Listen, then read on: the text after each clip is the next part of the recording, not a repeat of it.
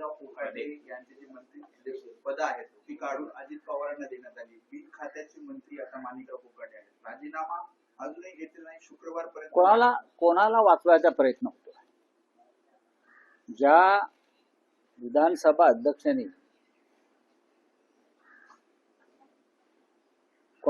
राष्ट्रवादी काँग्रेस आणि शिवसेनेच्या 40 आमदारांच्या अपात्रतेच्या बाबतीमध्ये ज्या तडकाफडकी निर्णय घेतला, सुनील केदार यांच्या बाबतीत तडकाफडकी निर्णय घेतला, वेगळी केस नाही. पण महाराष्ट्रातले अजित पवार गटाच्या एका मंत्र्याला 2 वर्षाची शिक्षा होऊन सुद्धा ते अद्याप मंत्रिपदावर कायम आहे. आणि त्यांच्या आमदारकीबाबत सुद्धा राहुल नार्वेकर यांनी जे विधान केलेलं आहे, कोर्टाची मूळ प्रत येऊ द्या, अशा कोणत्या मूळ प्रतीवरून त्यांनी इतरांवर कारवाया केल्या? कोणावर केल्या? या राज्यामध्ये भ्रष्टाचार सहन केला जाणार नाही. किंबहुना देशामध्ये असे मोदी आणि फडणवीस सांगतात आणि भ्रष्टाचाराला कशा प्रकारे ते उत्तेजन देत आहेत. भ्रष्टाचार आणि ड्रग्सच्या विळख्यामध्ये महाराष्ट्र सापडलेला आहे. आणि हे ड्रग्सचे रॅकेट फडणवीस कॅबिनेटच्या मंत्र्यांच्या घरापर्यंत पोहोचल्या तरी फडणवीस गप्प आहे. महाराष्ट्राची तरुण पिढी ही ड्रग्सच्या विळख्यात पूर्णपणे फसली आहे. विद्यार्थी, कॉलेज, शाळा आणि हे ड्रग्स पूर्वी बाहेरून येत होतं, आता महाराष्ट्रामध्ये त्याचे कारखाने उघडले जात आहेत.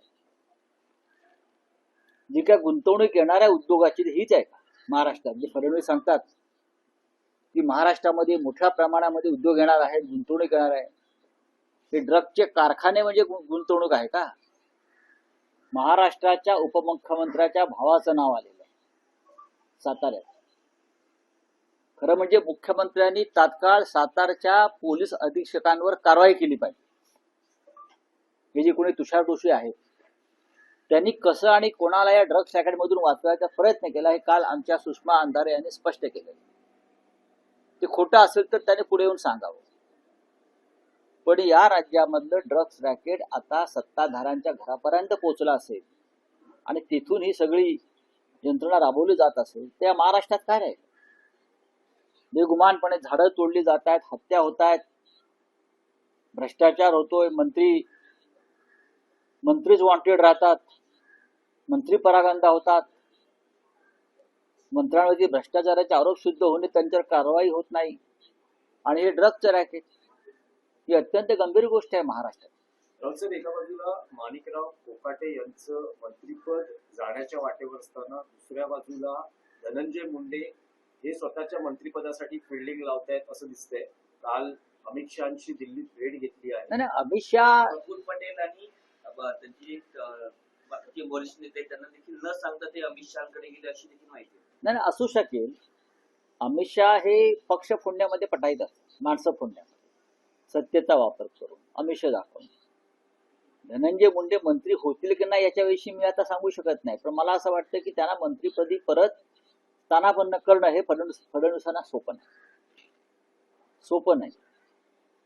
ज्या पद्धतीनं बीडमध्ये धनंजय देशमुख यांचा खून झाला आणि त्याच्यामध्ये संतोष देशमुख आणि त्याच्यामध्ये मुंडे यांचं समर्थन असलेल्या मुंडांच्या टोळ्या सहभागी होत्या. याच कारणासाठी त्यांना मंत्रिपदावरून जावं लागलं ना. मग ते कारण संपलं का? अजूनही वाल्मिक कराड जेलमध्ये आहे, अजूनही खटला संपलेला नाही. अशा वेळेला ज्यांच्यावरती गंभीर स्वरूपाचे आरोप आणि गुन्हे होते अशांना परत मंत्रिमंडळात घेण्याचं पाप फडणवीस करतील असं मला वाटत नाही. 2 मंत्री फडणवीस मंत्रिमंडळातले भ्रष्टाचार आणि गुंडागर्दी या आरोपावरून जात आहेत किंवा गेले. हा या सरकारला लागलेला काळीमा आहे. 2 मंत्री गेले एकाच गटाचे. खरं म्हणजे शिंदे गटाचे असे असंख्य मंत्री आहेत, त्यांना तात्काळ बरखास्त केलं पाहिजे. पैशाच्या बॅगा दाखवतायत, पैसे मोजताना दिसत आहेत, असे असंख्य विषय आहेत. पण देवेंद्र फडणवीस टप्प्याटप्प्यानं गेम करतील, टप्प्याटप्प्याने, आणि शेवटचा घाव ते मिंद्यांवरच घालतील याची मला पूर्ण खात्री आहे. पण टार्गेटचा उल्लेख केलेला आहे त्यामध्ये धनंजय मुंडे नंतर आता माणिकराव कोकाटे. नाही, कोकाटे ही हिट विकेट आहे. कोकाटे ही स्वतःच त्यांनी खड्ड्यात उडी मारली. तर त्यांची केस आपण पाहिली, सदनिका लाटण्याची खोटी कागदपत्र देऊन, ती आताची नाही आहे ना, फक्त योग्य वेळी ती बाहेर आली. ते कसं फडणवीसांमध्ये नक्कीच आहे. नाही, पण राऊत साहेब, अगदी शेवटच्या क्षणापर्यंत कोकाटेंना वाचवण्याचा सरकारचा प्रयत्न अजूनही सुरू आहे. पण तो का असावा असं तुमचं मत आहे? अजूनही सुरू आहे.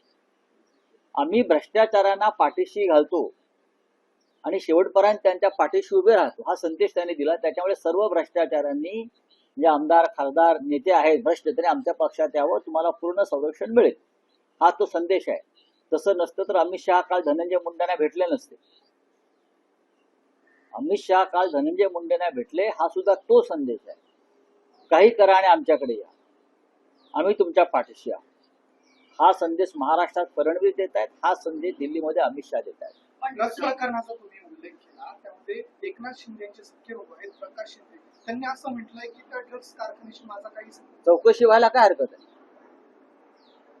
तुषार दोशी पोलीस अधीक्षक यांनी ज्या पद्धतीनं चौकशीतून आणि FIR मधून त्यांची नावं वगळलेली आहे, काल मला वाटतं पुरेशी माहिती सुषमा अंधारे यांनी दिली, त्याच्यावर त्यांनी खुलासा केला पाहिजे. ड्रग्स रॅकेट आपल्या घरापर्यंत पोहोचलाय, तुमची आता पळापळ चाललेली आहे. तुषार दोशी जे पोलीस अधीक्षक आहेत त्यांचे कॉल रेकॉर्ड तुम्ही चेक करा, मंत्रालयातून आणि उपमुख्यमंत्रीच्या कार्यालयातून आणि नंदगिरीवरून किती आणि कसे फोन सातत्याने जात होते सातारच्या पोलीस अधीक्षकांच्या कार्यालयात, हे तुम्हाला कळेल. मग काय धावाधाव का झाली? राऊत साहेब, महाराष्ट्राच्या राजकारणात दोन्ही पवार आणि त्यांचे पक्ष एकत्र येण्याची एकूण प्रक्रिया किंवा तशी चर्चा जोरात आहे. तुमचं काय मत आहे? कारण शरद पवारांचा पक्ष फुटून अजित पवार बाहेर पडले, वेगळ्या घडामोडी महाराष्ट्रात घडल्या गेल्या 2-2.5 वर्षामध्ये. त्यानंतरही असं म्हटलं जातं की भाजपचा पराभव करण्यासाठी काही ठिकाणी हे पक्ष युती करणार. आता भाजपचा पराभव अजित पवार कसे काय करणार? हिंमत आहे का? म्हणजे हा तर्कच मला पटत नाही की भाजपचा पराभव करण्यासाठी पवार एकत्र येतात. म्हणजे अजित पवार हे भाजपचा पराभव कसे करू शकणार, जे भाजपच्या युतीमध्ये आहे किंवा भाजपच्या पालखीचे भुई आहे, ते भाजपचा पराभव कसा करणार? काही तर्क पटतील अशा पद्धतीने विधान करणं गरजेचं आहे. हा, आम्ही राज ठाकरे व उद्धव ठाकरे एकत्र आहेत तो भाजपचा पराभव करण्यासाठी, कारण राज ठाकरे भाजपाच्या कोणत्याही गटात किंवा गोटात नाही, उद्धव ठाकरे नाही, आम्ही दोघे एकत्र आहोत. आमची भूमिका स्पष्ट आहे, भाजपचा पराभव करायचा आहे. पण अजित पवार हे भाजपचा पराभव कसा करतील? एकनाथ शिंदे भाजपचा पराभव कसा करतील? लगेच तुरुंगात जातील. हे तो विचार जरी मनामध्ये आणला, आम्ही तुमच्या विरुद्ध उभे राहू, हे अमित शहाचे पक्ष आहेत. सातत्याने विरोध केला जातोय. धनंजय मुंडे दिल्लीत जाऊन अमित शहाना भेटतात, मात्र महायुतीच्या ज्या इथे बैठका होतात ते नवाब विरोध केला जातो. नाही, नवाब मलिक हा विषय त्यांचा अंतर्गत विषय. प्रताप सरनाईक म्हणाले की जर भाजप शिवसेनेची युती झाली नसती तर आमच्यातले अनेक नेते बाहेर फुटले असतील, असं त्यांनी जाहीररित्या विधान केलेलं होतं. बरोबर आहे. भारतीय जनता पक्ष हा एकनाथ शिंदेचा पक्ष पूर्णपणे गिळणार आहे, आता नाही तर उद्या. पण विधानसभा निवडणुकांच्या आधी एकनाथ शिंदे यांचा पक्ष हा अस्तित्वात असेल की नाही याच्याविषयी माझ्या मनात पहिल्यापासून सांगा. नाही राऊत साहेब, हे तुम्हाला तरी पटतं का? कारण इतक्या वर्षाचं राजकारण तुम्हीही बघितलं आहे, शरद पवारांना तुम्हीही स्वतः फार जवळून ओळखता. पवारांनी अजित पवारांशी स्थानिक स्वराज्य संस्थांमध्ये युती करणं तुम्हाला कितपत पटतं? जेव्हा नाही, असं आहे की अजित पवारांशी युती करणं म्हणजे भाजपशी हातमिळवणी करणं असं मी मानतो. अजित पवार हे भाजपचे हस्तक आहेत, त्यांच्याबरोबर कोणत्याही प्रकारची युती करणं हे माझ्या आकलनाप्रमाणे भारतीय जनता पक्षाचे हात बळकट करण्यासारखं आहे. कारण अजित पवार हे काही झालं तरी अमित शहा आणि भारतीय जनता पक्षाच्याच पाठीशी उभे राहतील. ही त्यांची व्यक्तिगत मजबुरी आहे, त्यांच्या कुटुंबाची मजबुरी आहे. फार मोठ्या तात्विक विचाराने गेलेले नाहीत, ते स्वतःची आणि आपल्या कुटुंबाची तातडी वाचवण्यासाठी गेलेले आहे. पण तुम्ही आज शरद पवारांना भेटता, काय नेमकं कारण आहे की ही युती होते त्या संदर्भात तुम्ही नाही, तुमची मतं व्यक्त करणार? अनेक विषयांवर चर्चा होईल. बरेच दिवस त्यांना भेटलो नाही, आजारपणात ते सातत्यानं मला फोन करत होते, चौकशी करत होते. पण हे जे विषय आहेत या विषयावर मला नक्कीच त्यांच्याशी चर्चा करायला आवडेल. मुंबईत सोबत येत आहे. मुंबईत शरद पवारांचा पक्ष सोबत येतो, कारण कालही बैठक झाली त्यात ते सकारात्मक आहेत. ठाकरे बंधू नक्कीच आहेत, आम्ही त्याच्याविषयी नक्की विचार करू. पण आता नाशिक असेल, पुणे असेल, अनेक ठिकाणी आम्ही त्यांच्याबरोबर आहोत. कदाचित ठाण्यामध्ये होईल, नाशिकमध्ये काल त्यांच्या पक्षाशी चर्चा झालेली आहे. त्यांच्या स्थानिक नेते आमच्या लोकांशी चर्चा करत होते. आमची काही अडचण नाही. नाशिकमध्ये महाविकास आघाडी म्हणून मनसेला पण लढणार तर आहेत, पण तिथे मनसेला सुद्धा सोबत घेणार आहे. मूळ युती नाशिकला शिवसेना म्हणजे आमची शिवसेना आणि मनसेचीच आहे.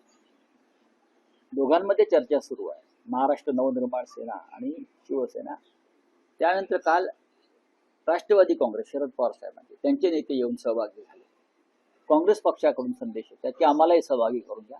त्याच्यामुळे आमचे स्थानिक नेतृत्व जे आहे ते त्याच्यावर चर्चा करतायत एकमेकांशी. महापौर कोणाचा होणार, मनसेचा का शिवसेनेचा आपल्या त्याबाबत काय काही ना, वेळ आहे ना अजून. शिवसेना महापौर पदाचा विचार कशा करतात? महापौर हा शिवसेना आणि मनसे आघाडीचाच होणार, ठाकरे बंधूंचाच होणार, आणि तो अस्सल मराठी होणार, आणि तो शिवसैनिक होणार. ठाकरे बंधू युतीचं काही काल फायनल झालं का? कारण तुम्ही म्हणालात होईल की आजची अंतिम बैठक असेल हो. आणि मूर्त स्वरूप होईल. काल उशिरापर्यंत चर्चा संपली असणार, आता कळेल मला. अधिकृत घोषणा कधी होईल? होईल आता एकदम. शिवसेना शिंदे पक्षाचे आमदार मंगेश कुडाळकर यांनी निधीचा गैरवापर केल्यामुळे महाराष्ट्रातला गंभीर विषय आहे. राऊत साहेब, एका शेतकऱ्याला कर्जफेडीसाठी आपली किडनी विकावी हे अत्यंत गंभीर प्रकार आहे. महाराष्ट्रात उघडकीस आले. आहे. सामना संपादकीय आहे ना, किडनी विकावी लागते आणि राज्याचे मुख्यमंत्री म्हणतात सगळं आलेलं आहे. केंद्र सरकार मनरेगा सारख्या योजना जवळजवळ बंद करण्याच्या मार्गावर आहे. रामजीच्या नावानं योजना चालणार नाही. सरकारला शेतकऱ्यांची चिंता नाही. आतापर्यंत हे सरकार आल्यापासून 1500च्या वर शेतकऱ्यांनी आत्महत्या केलेल्या आहेत. एक किडनी विकण्याचं प्रकरण समोर आलंय, पण असे असंख्य प्रकरण आहेत. देवेंद्र फडणवीस, एकनाथ शिंदे, अजित पवार हे नगरपालिका नगरपंचायत निवडणुकांसाठी हजारो कोटी उडवत आहेत. माझ्या माहितीप्रमाणे एकनाथ शिंदेचं मुंबई महानगरपालिकेचं बजेट हे 10,000 कोटीचं आहे. प्रत्येक उमेदवाराला ते 10 कोटी रुपये देणार आहे,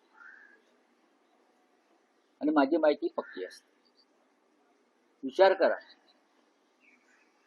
नगरसेवक होण्यासाठी 5-5 कोटी रुपये आधी दिले, आणि आता निवडणुका लढण्यासाठी 10-10 कोटी देणार. आणि महाराष्ट्रामध्ये शेतकरी कर्ज फेडण्यासाठी खाजगी सावकाराकडे कर्ज फेडण्यासाठी आपली किडनी विकतो. यांना लाज वाटली पाहिजे.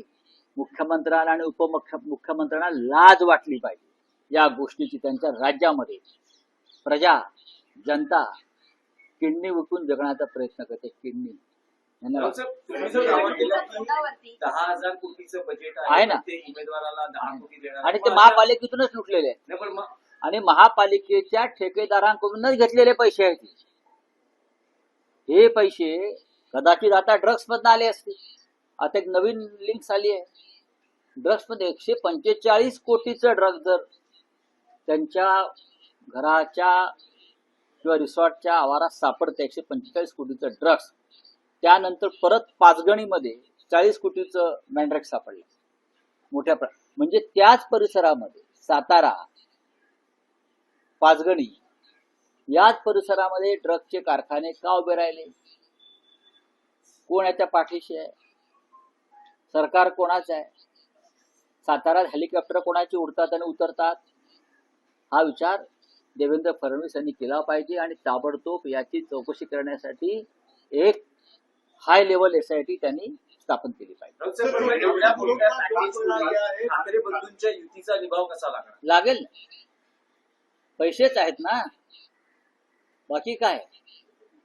पाहू पैशाने मराठी माणूस किती विकला जातोय.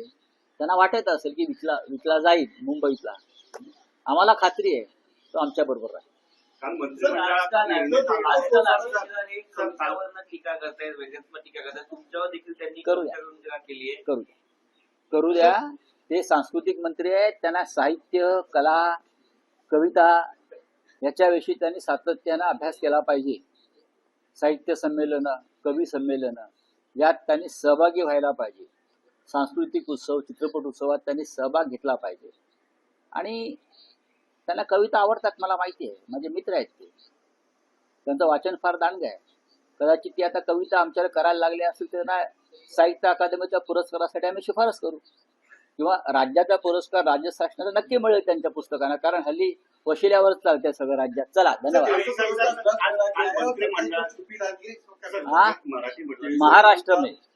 महाराष्ट्र में उप मुख्यमंत्री एकनाथ शिंदे के भाई के रिसोर्ट में 145 करोड़ का ड्रग्स मिला है और उसको बचाने की कोशिश चल रही है. जहां से डिप्टी सीएम शिंदे आते हैं उस पूरे इलाके में ड्रग्स का बड़ा कारोबार फैल गया है और उनकी पूरी लिंक शिंदे के घर तक पहुंच गई.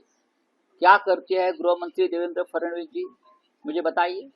यही ड्रग्स का पैसा महाराष्ट्र के राजनीति में आया है और यही ड्रग्स के पैसे से विधायक और सांसद को खरीदा गया है और चुनाव लड़ा जा रहा है. अमित शाह जी ने जो गृह मंत्री है देश के, पूरे देश से ड्रग्स को खत्म करने का ऐलान किया है ना. तो जो व्यक्ति आपको मिलने को आता है हमेशा और आप उनको आशीर्वाद देते हो, एकनाथ शिंदे, उनके घर तक ये ड्रग्स का रैकेट पहुंचा है. क्या करेंगे राज्य के गृह मंत्री फडणवीस और देश के गृह मंत्री अमित शाह, मुझे बताइए. Thank you.